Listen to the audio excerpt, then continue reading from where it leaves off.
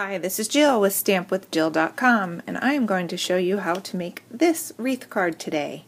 This is my Founder Circle Swap, so it's a double bonus. You get to see it and learn how to make it. Let's get started.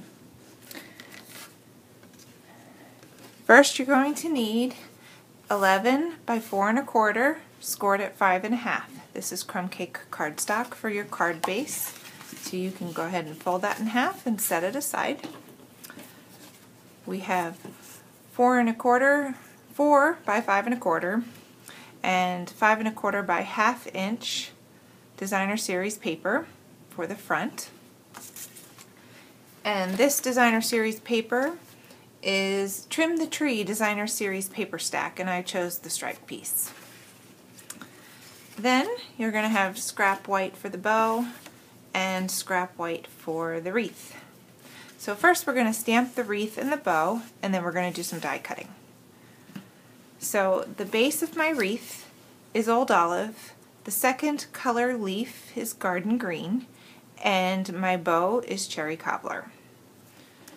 This is a photopolymer stamp set, so you can see all the two-step stamping so you can layer this wreath just the right way.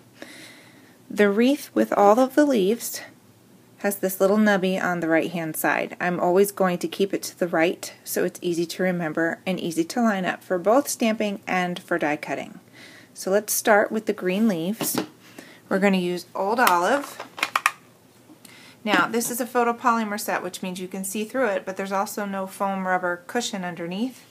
So I like to add my paper piercing mat with a little piece of notebook paper on it, just to give it a little bit better of a stamped image.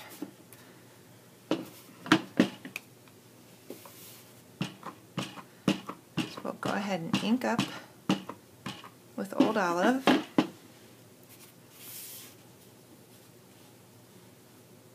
Put my nubby to the right.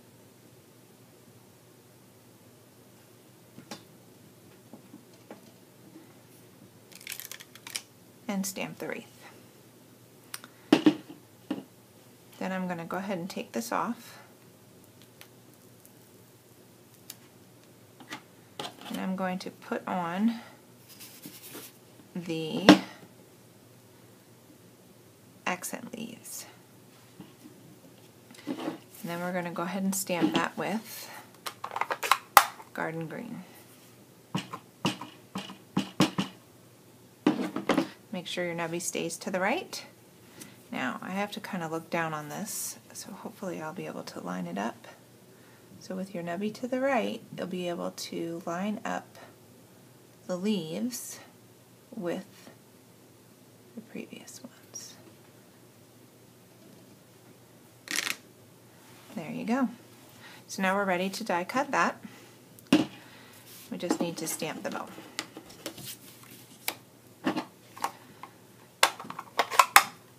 My bow is a little stained from the Cherry Cobbler.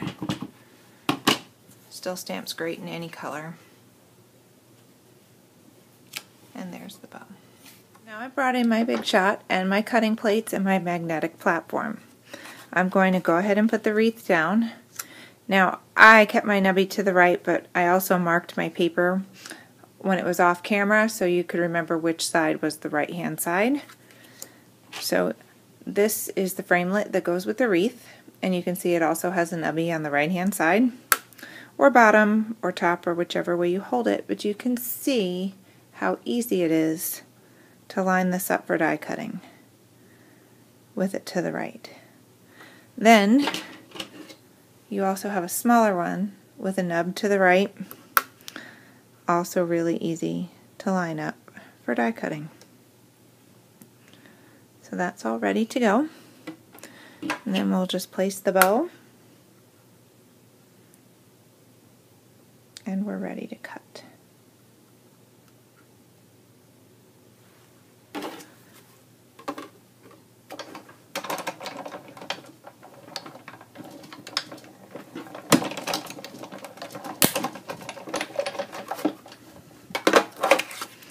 There you have the bow. Perfectly cut for that.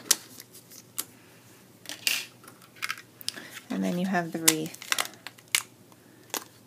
Take out the center.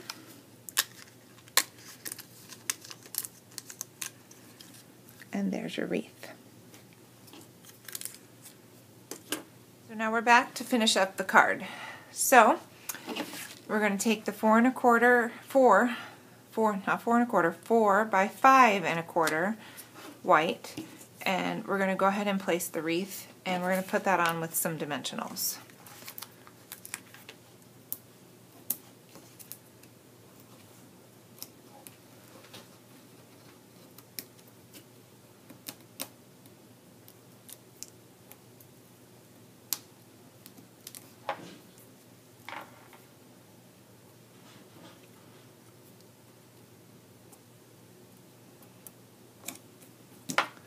Then what we're going to do is we're going to stamp the sentiment, and that's stamped in garden green, and that's going to go right below the wreath.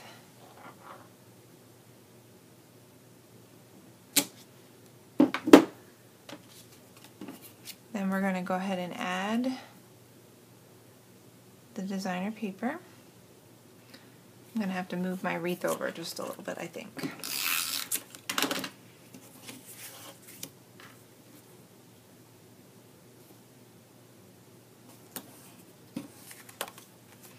Yeah, let's move that over a little bit. I'm just going to carefully peel it up.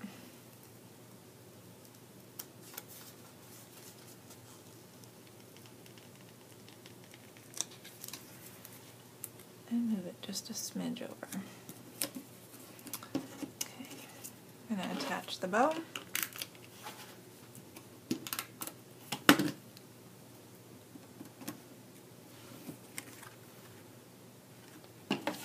Now we can go ahead and attach that to the card.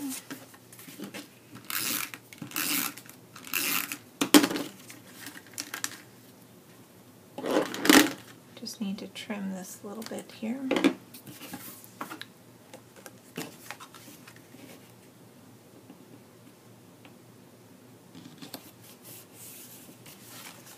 Happy Wonderful Christmas.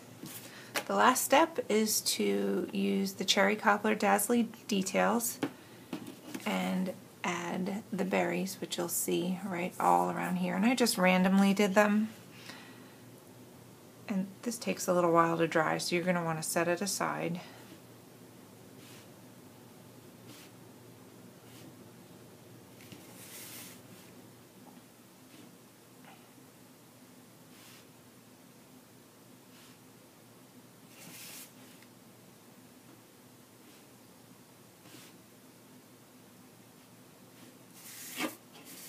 And there you have it. Thanks for joining me today.